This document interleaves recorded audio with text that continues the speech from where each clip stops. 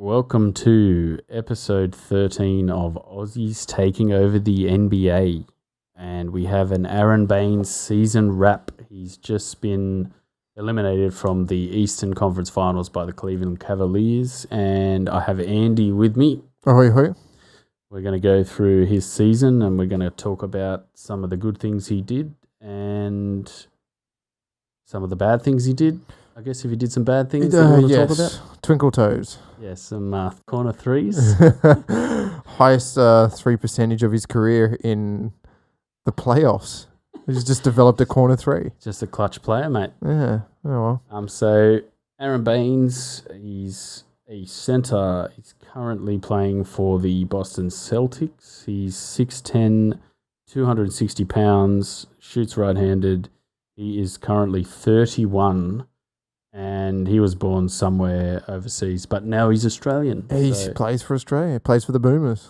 He made his NBA debut in 2013 for the Spurs, and then he played a lot of G League for a few years. And he's been in the league for 5 years, so this is his 6th year now. Okay. He's also a noted barbecue enthusiast, apparently.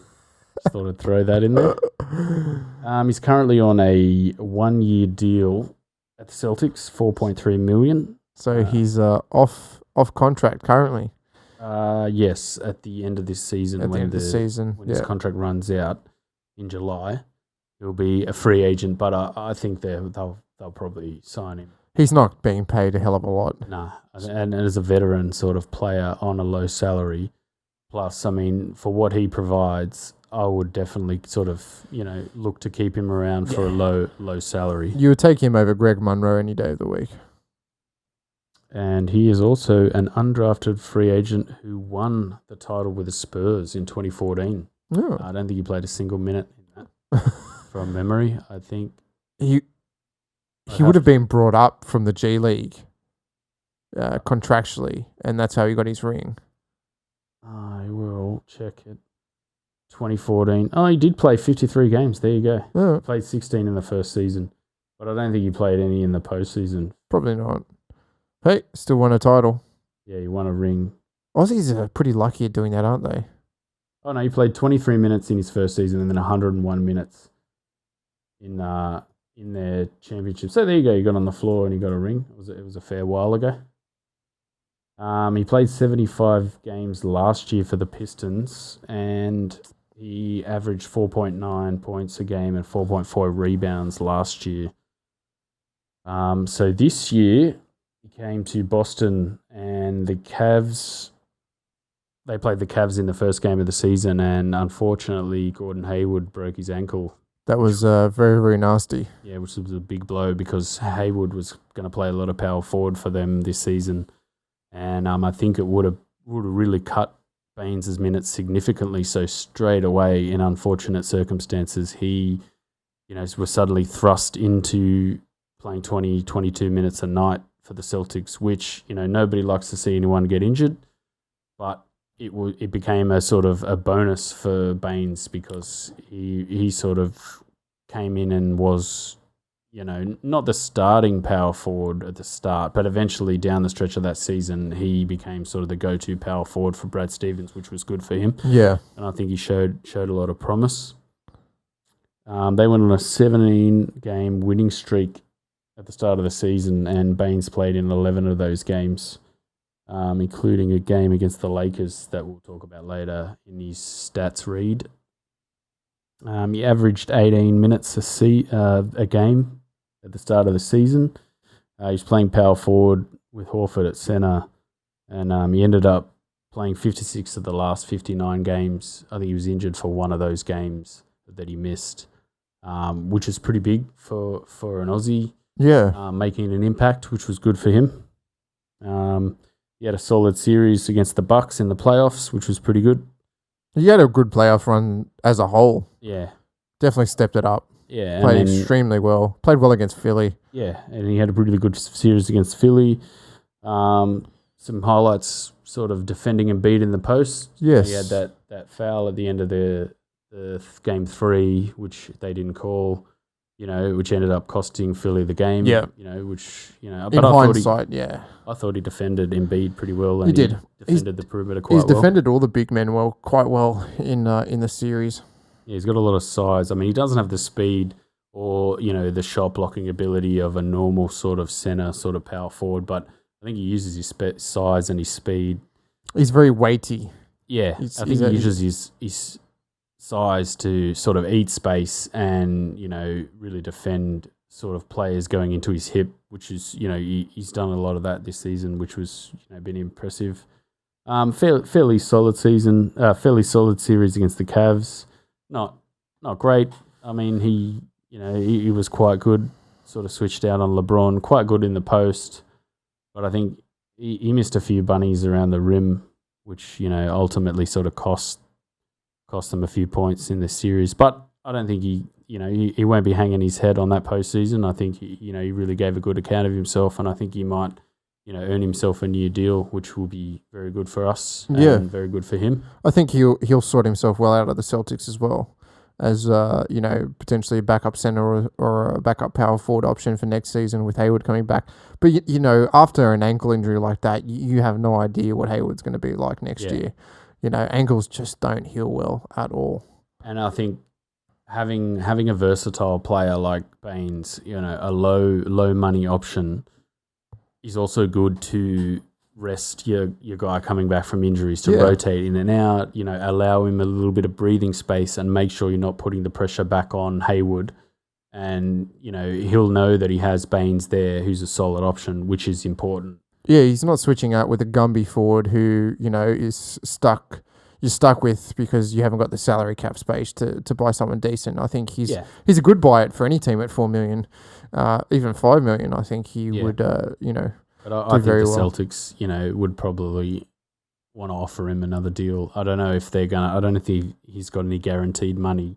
No, he's got no guarantee. He's essentially a free man, but he could be picked up by any number of teams looking for a decent backup, or even a team that's tanking.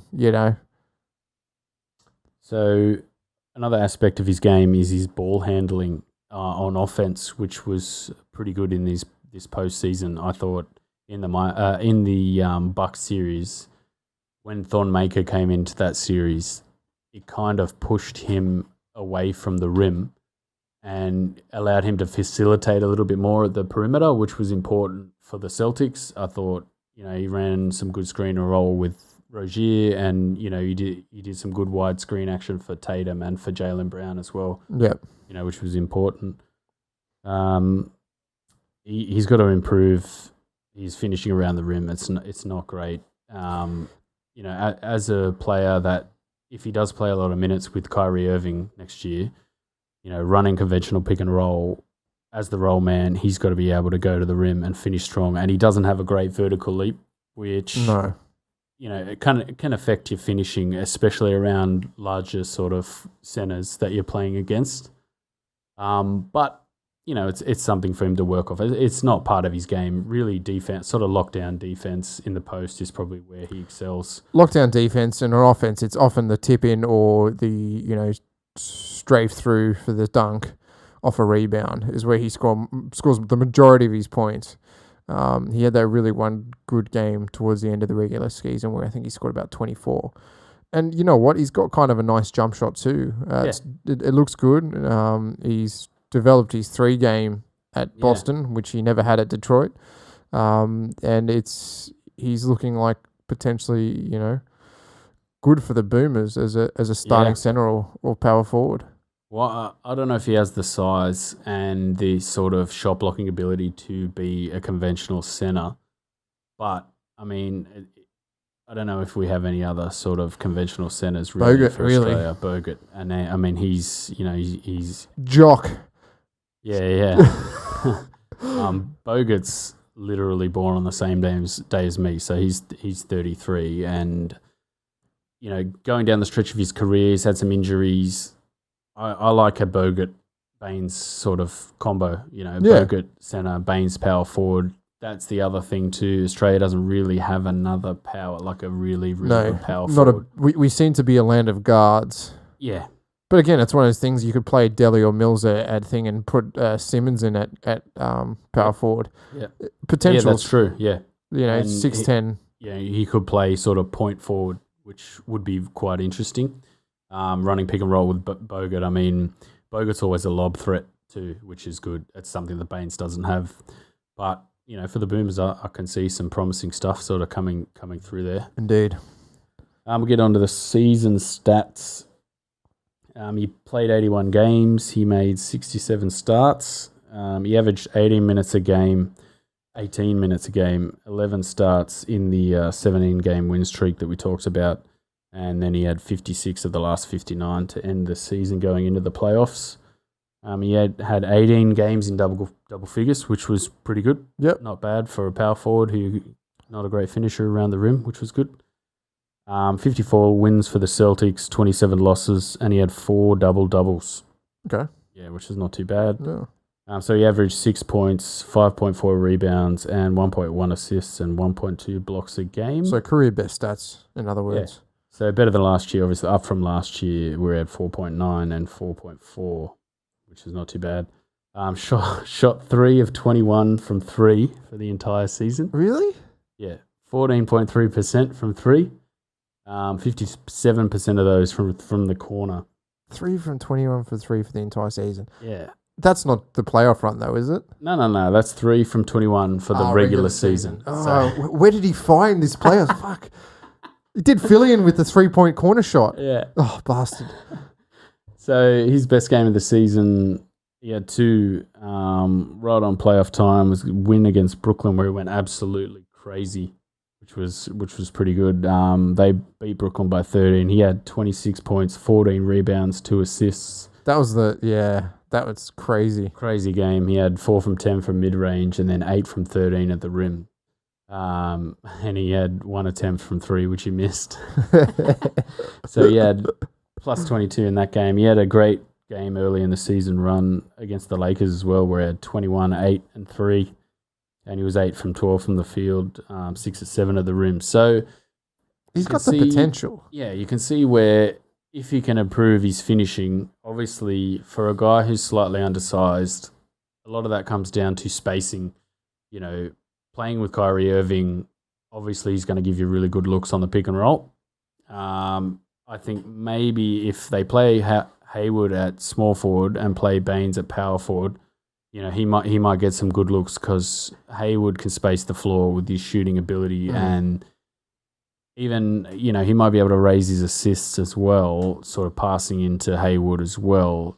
But I think the Baynes and Horford combo, it has a lot less sort of conventional scoring. I mean, Horford's a very good post player, but a lot like Embiid, very sort of back down, single-minded. Yeah, shoot, back down with a view to score the ball, which is fine. I mean, that's Horford's game, or he'll shoot out on the perimeter. Which I think, if Baynes could integrate that corner 3 into their offense, which I think Stevens, going into next season is going to look at after the run that he had in the playoffs, I think he's going to be an important guy off the bench. I think he will be. So going into that playoff run, they had a 7-game series against the Bucks.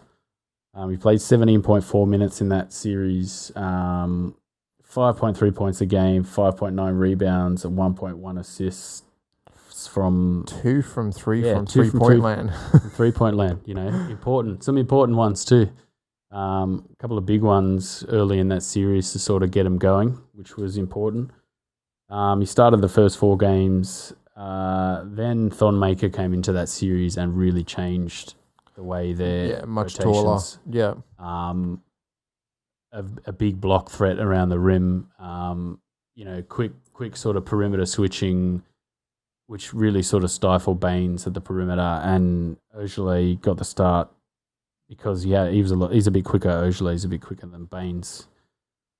He did a pretty good job on Giannis. Not too bad. I mean, Giannis is a little bit of an interesting stat here for you. Jonah Bolan, the Australian Philly recruit who's playing for Maccabi Tel Aviv, has exactly the same physical stats as Giannis. Oh, really? He's Size-wise? 6'10". Giannis is 6'10". 7'4" wingspan. Wow. 7'4" wingspan. That's interesting. Very So, interesting. could we see the rise of the Aussie freak? Yeah, another. We'll have to do a season preview for Jonah Bolden as well if he's going to get some minutes for. So the exact Aussie freak. Yeah, the Aussie freak. Oh, Same physical stats as Giannis. So all he has to do is develop a mid-range game, which he apparently has. So that's an interesting. I'm excited. Yeah. To me, I'm more excited about the off-season than I am about the finals. Yeah, For me, it's just the Cavs playing a far better, superior team, and then it is what it is. This off-season for me, guys like Baynes finding out where he's going. Yep. Even Mills and Exum's got to sign a new yeah. deal. Joe Ingles was going to have another good season, hopefully. I mean, the future's bright for Australia, but we're getting a little bit off track. Yeah, here. I just had to bring that up, just the thought process on that. But I thought he did a really good job on Giannis anyway. There was one dunk, it was ridiculous. Yeah. But, I think as a general, at 120 kilos of man, he's going to be a lot heavier than most conventional centers that are tall and lanky. Yeah. And I think that's where he puts his size to good use at the post. Again, if you're getting dunked over on the run, there's nothing much you can do against a guy that's got a 7'4" wingspan and hands the size of dinner plates.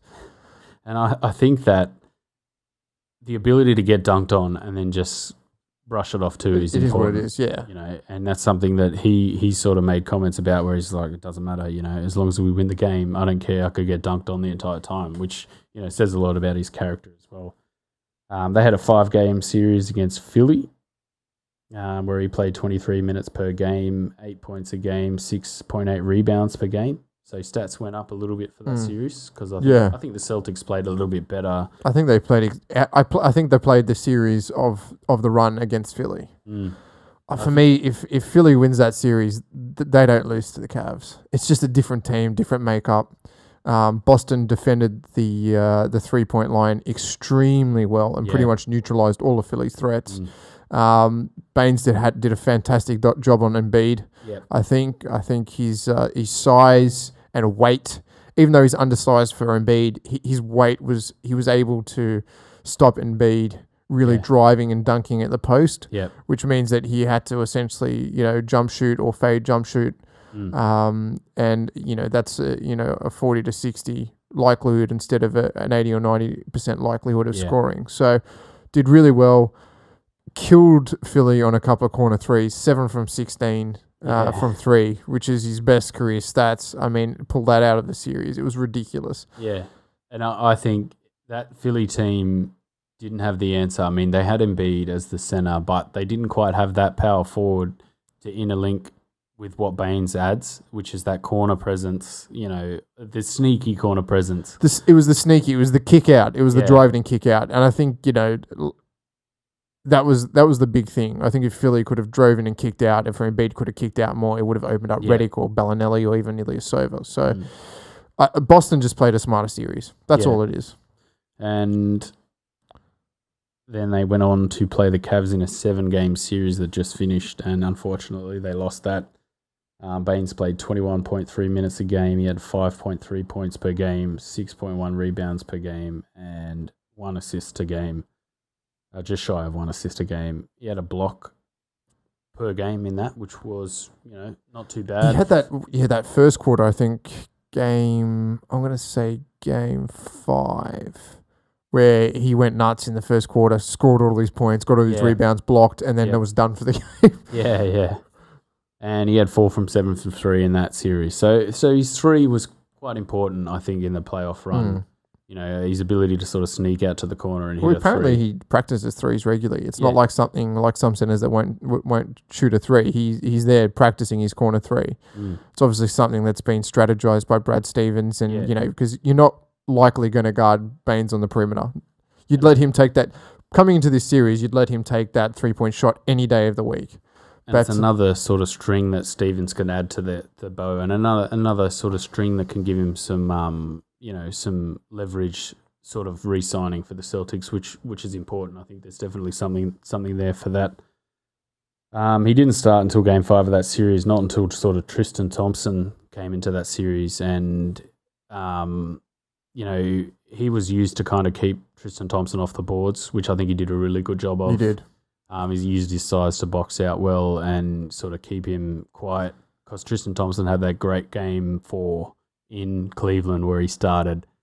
And I think that was the move of that series, that, to go to Baynes to counter that meant that Stevens didn't quite have that extra player to sort of counter the extra move that the Cavs were making, putting Tristan Thompson, starting Tristan Thompson, which was to give you a little extra space in between the basket, in between Baynes and LeBron James. Yeah. In between where Baynes was playing, between sort of, 4 and 16 feet. That was the move. Starting Tristan Thompson was the move that the Cavs went to that gave LeBron that extra space for him to operate. And, I think he hit a few sort of dancing in and fade over Baynes, pulling him out from the rim. And, I don't think Baynes has that in his bag to really counter a strategy like that. It's unfortunate. Who has a the LeBron fadeaway jump shot? He shoots from a 60-degree lean back angle. Yeah. Who can defend that? I know, he was hitting crazy. You can't. You just got to go, all right, it's done that. Yeah. We'll give that to him again, because that's the hardest shot he's going to take. Yeah. Hits it again. Well, all right, we've got to give him that shot again. If you're only giving him that shot, you're doing the best you can. But he's just a freak. He's a machine, and that's the shot you want him to take. But if he's hitting them, well, move on. Defend the rest of the team. Again, for me, they just shit the bed game 7. Yeah, I think down the stretch of that series, they started looking quite poor down the stretch of that series. They weren't the same. They were tired. I mean, it's a long season as well. You're going from guys regular season to playing 29 to 32 minutes to playing 40 minutes. Yeah, and no bench rotation, 2 guys coming off the bench. It's the fitness levels that really, for me, define the player. And when you're only playing so many minutes and you go to a 42-minute game. And Baynes is only playing, 20, 22 minutes. It's not big minutes for... Not for him, but for like a Terry Rozier or a Marcus Morris or a Marcus Smart, these guys aren't 30-minute players. But I think that amount of minutes for Baynes is about the sort of bracket that you can use him in. Correct, yeah. He's not a 40-minute. He's not a 35-minute center or power forward. He's an off the bench impact. When things aren't going your way, grit down defense, getting the opposition frustrated with body, and getting your offense going again. I think he plays very well in that Boston system. Yeah, I think there's a real spot for him in that defensive unit to sort of have an impact, which will be important for him. This is why they won 50, 57 games without anyone. Well, really, with a Terry Rozier, who is a G League player, who's just stepped up and become fantastic.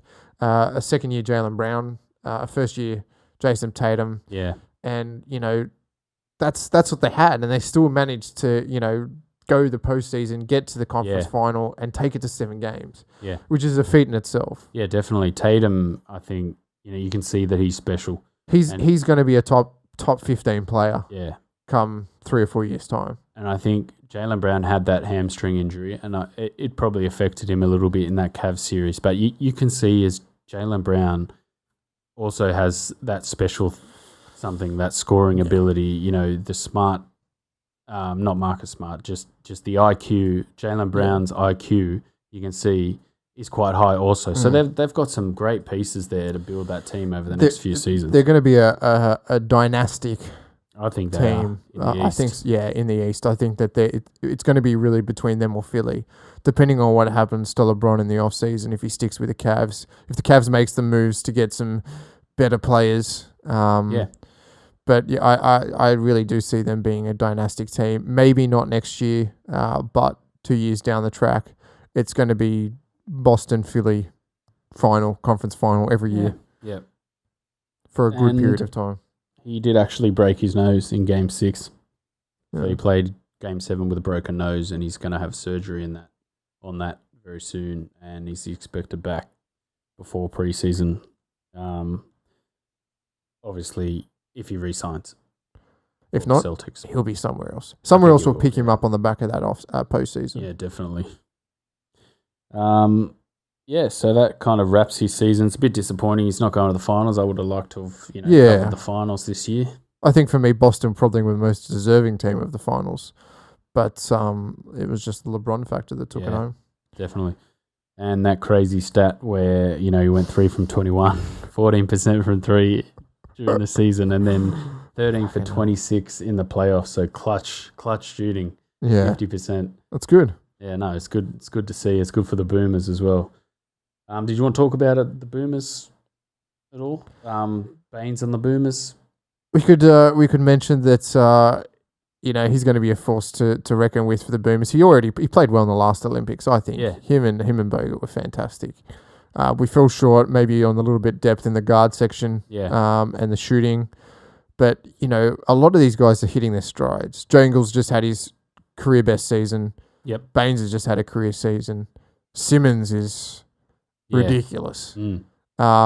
There's a nice little buffer between Simmons coming through and some of these old guys getting to between 27 and 33. Yeah. To bring these other guys through, which is really important. To bring this through, but I mean, look, we're going to do an episode just before the draft talking about all the Aussie prospects in the draft. But I mean, this year is probably a standout year in terms of how many Aussies have actually declared for the draft. Yeah. I mean, I don't know how many we'll pull out, and we'll obviously go over between now and then, but I think we're up to about 5. Yeah. Jock Landau, McDowell White, Dengadell, Matur-Maker, and there is one more. Yeah. I think it's Emmett Nah. That's it. It's one of them. I think Xavier Cooks was working out, but I don't think he's declared. I don't think he's going to declare, and I think he has 1 year left of college too. Yeah, which I think might be important for him. Yeah, it's a strong draft this season. There's a lot of Americans have been pulling out of the draft the last couple of weeks. I think that teams are shaping up to know what they want, and but the future's bright. Like this is great. Yeah. Like, it's great to see more Aussies really getting in there and trying to get into the NBA because it's great for us. It's more for us to sort of talk about, but it's great for the sport as a whole. Of course. We want to win that gold medal. Yeah, that'd be great. We just want to beat the Yanks. Yeah. I think we've got a decent shot. This team's not the worst. You're right, a couple of guards beyond Dellavedova and Mills and Exum might be good, but it'd be pretty interesting anyway. All right. We'll be back to do a career wrap on Andrew Bogut. Obviously, moving back home, playing for the Kings. We're going to be doing a career wrap on him next. Yep. And then we'll do a preview of this year's draft. Yep. And then we're going to host the draft. Yeah, live, hopefully. If my internet holds up. Yeah, Australia's got shit internet. It's fucking terrible. All right. Peace out, everyone. Take it easy, everyone. See y'all.